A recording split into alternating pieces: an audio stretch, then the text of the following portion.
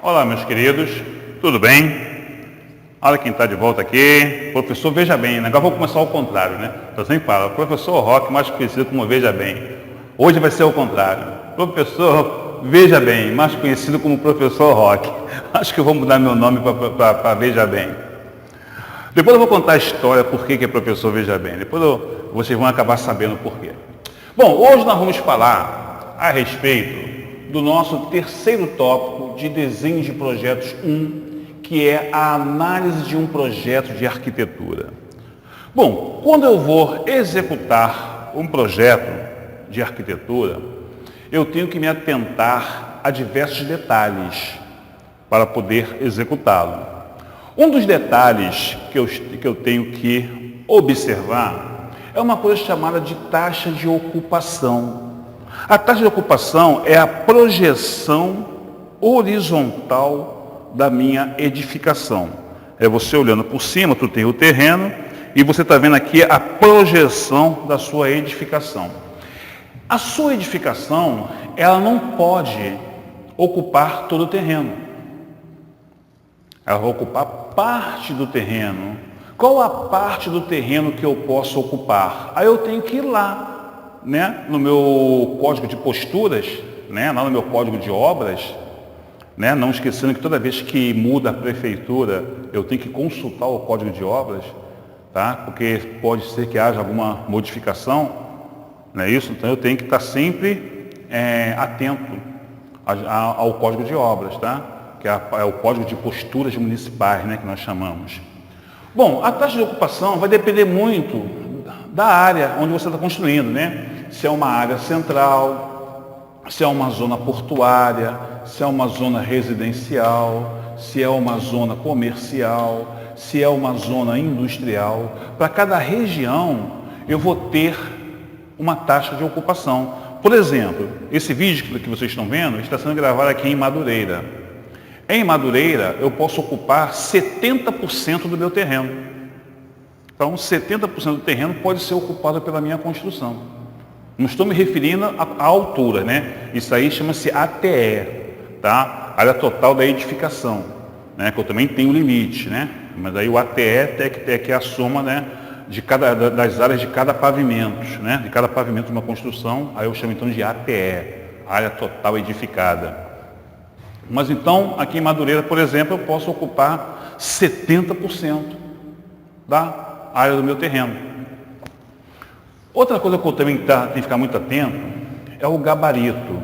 Gabarito basicamente é o número de pavimentos que pode ter minha construção. Em outras palavras, é a altura máxima que a minha construção pode ter.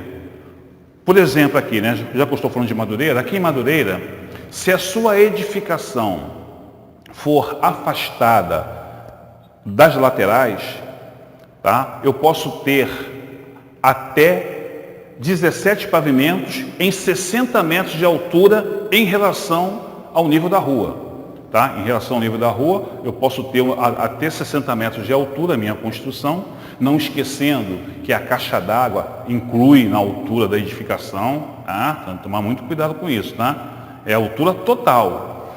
Tá? E eu posso ter até 17 pavimentos dentro desses 60 metros. É isso? Então você vai ver, se for o caso, você bota pavimento para baixo um pouquinho, né? Você bota lá um subsolo, né? Se você quiser aumentar o número de pavimentos, né? Fala, eu preciso de mais um pavimento, faz um subsolo. Tem jeito, tá? Tem jeito da gente chegar a um consenso. Mas eu não devo de respeitar a altura máxima que pode ter essa edificação. Tá beleza? Então isso aqui é o que nós chamamos então de gabarito. Existem três coisas, né? Que também é importante, que é o afastamento, o recuo e a investidura.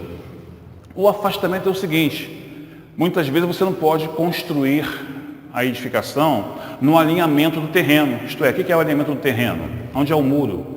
Tu tem que dar um afastamento mínimo frontal. Por exemplo, aqui na região de Madureira, esse afastamento mínimo é de 3 metros. Ali na zona ali da Praça Seca, Vila Valqueire, Taquara, ali já são 5 metros. Lá na região da Barra, Recreio, ali já são 10 metros de afastamento frontal. Não pode ser construído nada. Nem cobertura para automóvel, nem casinha para o cachorro, né? Nem uma birosquinha para vender quitutes. Não pode fazer nada. É uma área não edificada. Né? Tem um afastamento também lateral. Qual o afastamento lateral mínimo? Se tiver janela, se tiver um pavimento, 1,5 m. Não é isso? Então tem que obedecer isso daí.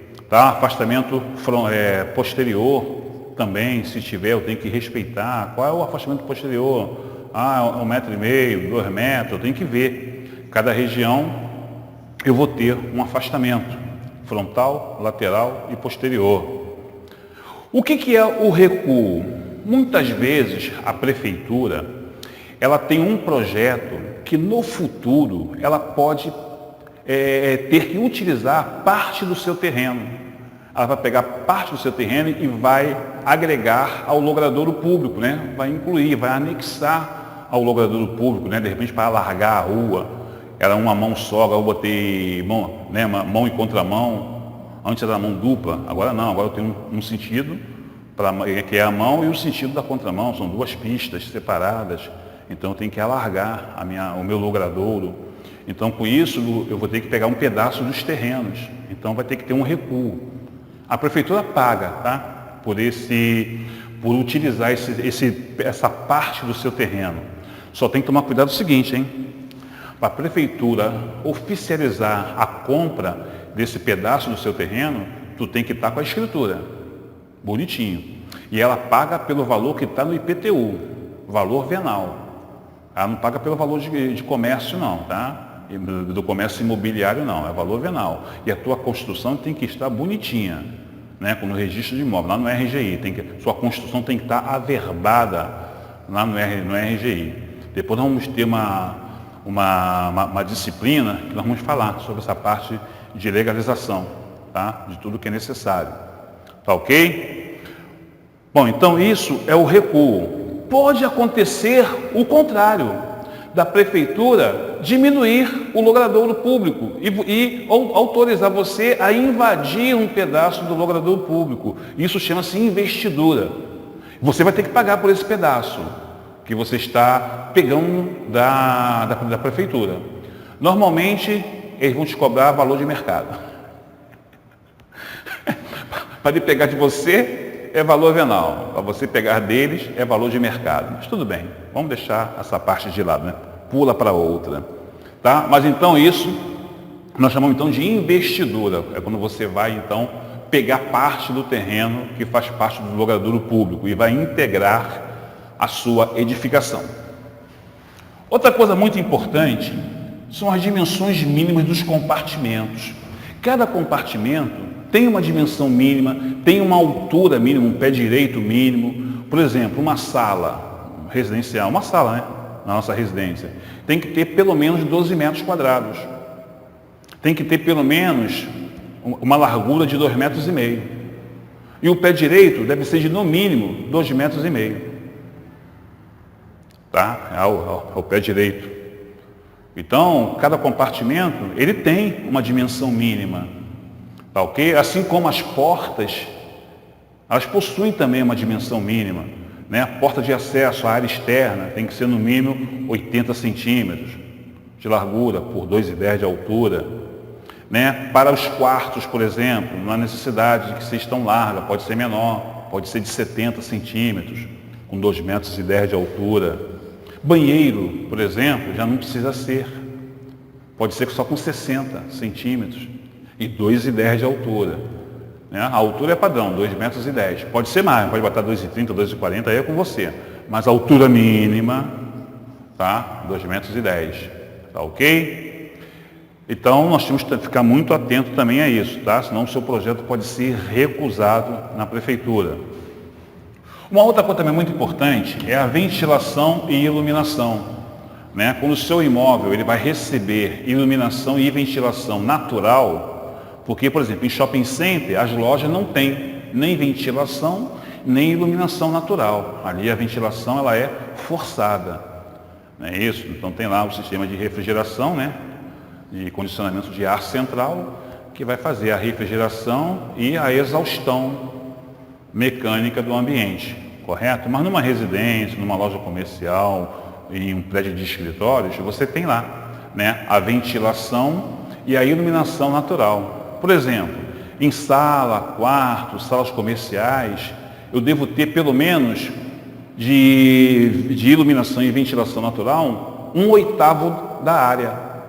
Então, se você tem, por exemplo, lá 24 metros quadrados de área, né, tem lá uma 6x4, 24 metros. Quanto é que eu tenho que ter de área de ventilação e iluminação, isto é, de janela? Quanto é que eu tenho que ter? 1/8 de 24 metros, 3 metros. Então, eu posso botar ela com 2 metros, por 1,50 de altura, pronto. Consegui os 3 metros de área livre, né, para ventilação e iluminação.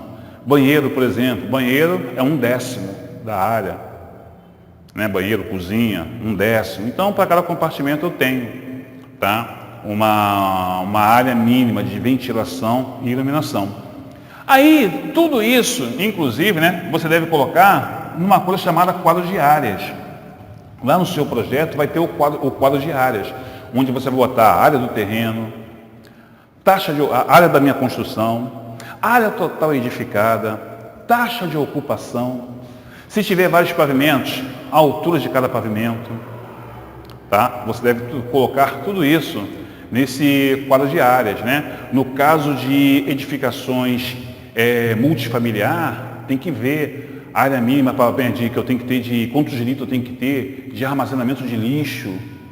Tem que ter isso aí. Eu tenho corredor, qual a largura mínima de um corredor, entendeu? Então existem aí vários elementos. Tudo isso está no Código de Obras, Código de Posturas Municipais. E cuidado que cada município tem o seu.